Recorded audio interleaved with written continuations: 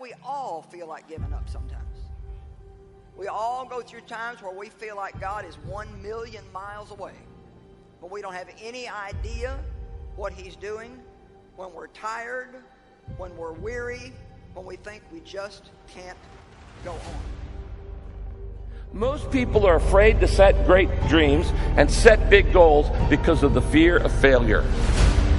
There's something much worse than failure. It is the fear of failure. I want to remind you that failure is not final, it's formative. It is part of the process.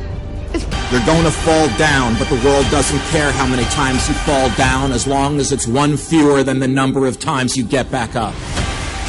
If you want to grow up, you want to be mature, there is no way to do it without pain. You can't grow up on easy street. And the very thing that discourages you is the very thing that develops you.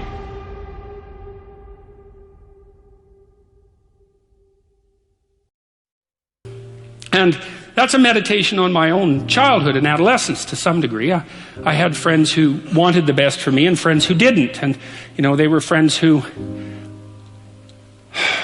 some of them were aiming up and some of them were aiming down. And if you have a friend that's aiming down and you do something that's aiming up, then they're generally not that happy about it. They try to top your accomplishment with one of their own, hypothetical or real, or put down what you're doing, or offer you a cigarette if you're trying to quit and you've kind of done that successfully, or a drink if you've been drinking too much and are trying to stop being an alcoholic, or they're cynical and bitter and devoted towards no good. And sometimes that's family members too, and sometimes it's even part of you, But this chapter is an injunction to people, is like you have an ethical responsibility to take care of yourself, you have an ethical responsibility to surround yourself with people who have the courage and faith and wisdom to wish you well when you've done something good, and to stop you when you're doing something destructive.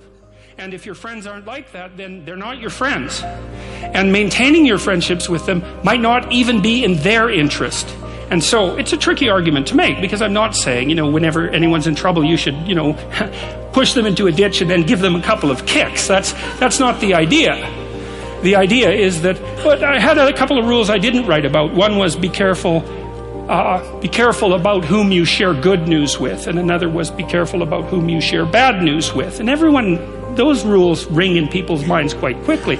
A friend is someone you can share good news with, You go to them and you say, hey, look, this good thing happened to me. And they say, look, I'm so happy that happened to you. Like, way to be. And they don't think, God damn it, why didn't that happen to me? And you didn't deserve it. Here's a bunch of reasons you're stupid and why it won't work. It's like, that's not helpful.